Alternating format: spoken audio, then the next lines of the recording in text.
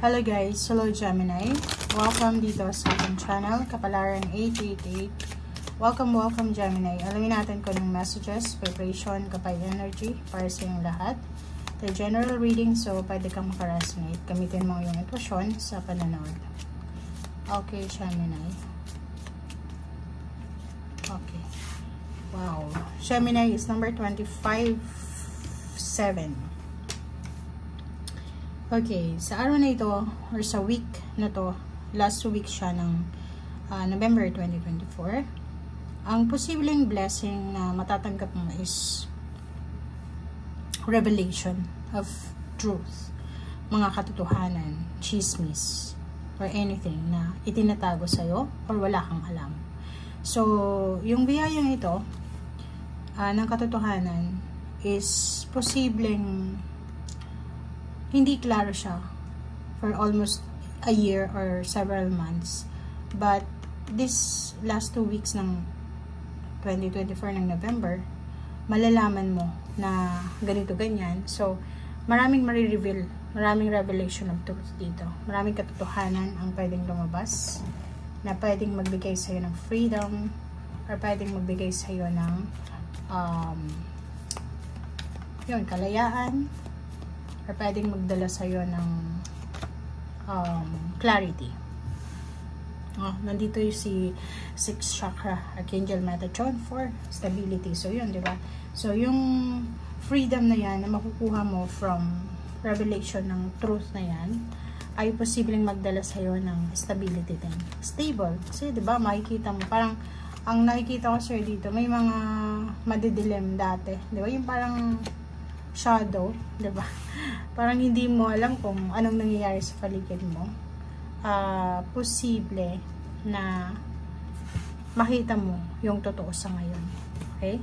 So, for example, mayroon na blessings ka na hindi mo masyadong napapansin, na mapapansin mo na siya sa ngayon. Like, dati hindi ka grateful sa ganitong blessings, and then, ngayon, mas appreciated mo na. Diba? Parang ma-appreciate mo, parang sasabihin mo, blessed pala ako. Ngayon ko lang nalaman. Diba? Yung parang talaga, si ganyan ganito. So, nakikita ko sa'yo dito na isang expected and unexpected na wish fulfillment siya. Fulfillment of wishes ang mangyayari sa'yo. Yung ibang unexpected na to is yung talagang hindi mo ine-expect. Pero yung expected na yun is nangyari na siya or pwedeng nangyari siya few months ago, few years ago, pero hindi mo masyadong nabibigyan ng pansin. Okay? So, ngayon lang maliliwanagan ka. Parang ganun. Okay, maliliwanagan ka. Parang makikita mo yung katotohanan. Makikita mo yung totoo. Makikita mo yung tama. Parang ganun. Yung liwanag. Yung rason kung bakit nangyari to. Okay? Parang malalaman mo, ganun pala yung nangyari. Okay. 6 of Pentacles and then 5 of Cups. Ooh. So, nakikita ko siya dito na meron ditong Gemini na nangihinayang siya. Siguro nagbigay ka ng tulong. For example, may isang tao na humingi sa'yo ng tulong, financial, kasi money to. And nakikita ko siya dito, may mga tao sigurong tinulungan ka sa yung past. And nangihinayang ka kasi ngayon is, for example, nangangailangan ka ng tulong tapos walang tumutulong sa'yo. Okay? Comment down below if you resonated. May iba din dito na parang may humingi sa inyo ng tulong, may perang dumating sa inyo, may humingi sa inyo ng tulong, kaso nangihinayang kayo kung tutulong ba kayo or hindi. But nandito yung 2 of Pentacles, sinasabi na maging matalino ka. Okay? Maging matalino ka, lalo na sa usaping pera.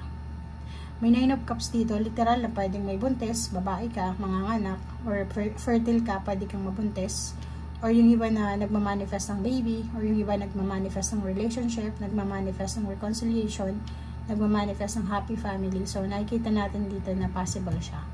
So, yung iba nagmamanifest ng, ng mga, tawag dito, situation na mga masasaya, like financial success, ganito. And nakikita ko siya dito na on the way ka na.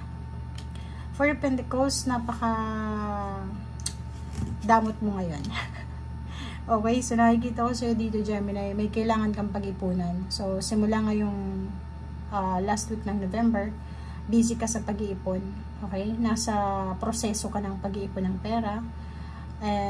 Bakit? Kasi may celebration na mangyayari 3 months after, or after 3 months, or pwedeng in 3 weeks may okasyon. So, nakikita ko sa'yo dito na napaka tipid mo. Sobrang tipid ka. And yung 3 of Cups natin is nakikita ko sa'yo dito na ano ka diba? Naghahanda ka para sa isang okasyon, celebration, or pwedeng iba sa inyo dyan, naghahanda kayo para sa kasal, sa binyag, sa isang birthday celebration, syempre Christmas, parang ganun. 6 of Cups and 3 of Wands and Chariot and the High Priestess. Okay, so kung makikita mo dito, meron kang naaalala. Meron kang naaalala na nangyari sa nakaraan. Siguro yung mga happy moments or yung mga success mo, past success. Pero hindi yung failure. Or posibleng binabalikan mo yung nakaraan mo. And ngayon na 2024, parang naisip mo na marami ka palang pinagdaanan sa buhay na tinambayan mo, na hindi naman pala worth it. Diba? Parang ganun. Diba? May mga situation like love life na hindi mo naman dapat natambayan, mga pain and heartaches, parang ganun.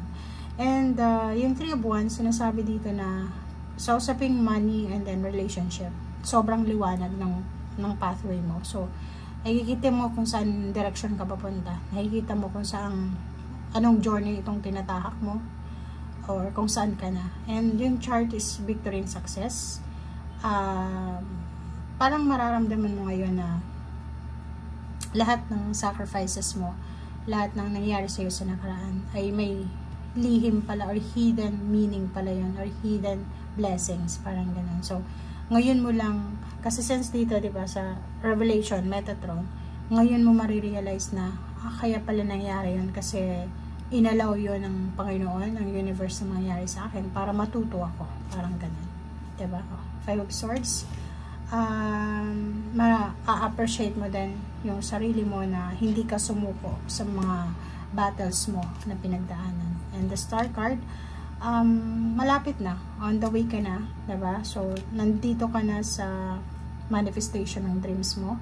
Lalo yung ibang Gemini na nagpaplanong mag-migrate sa ibang bansa, or yung Gemini na gustong makapag-asawa ng ibang lahi, or yung Gemini na gustong yumaman. Yung parang yung gusto nyo talagang may-ari kayo ng malapalasyong bahay, mga ari-arian, ganyan-ganito. So, nakikita ko sa'yo, abot kamay mo na yung pangarap mo. Okay? Abot kamay yung pangarap sa usaping pera, sa pag-ibang bansa, sa relationship, and then yun, sa stability, sa financial. Okay? Thank you guys. Bye!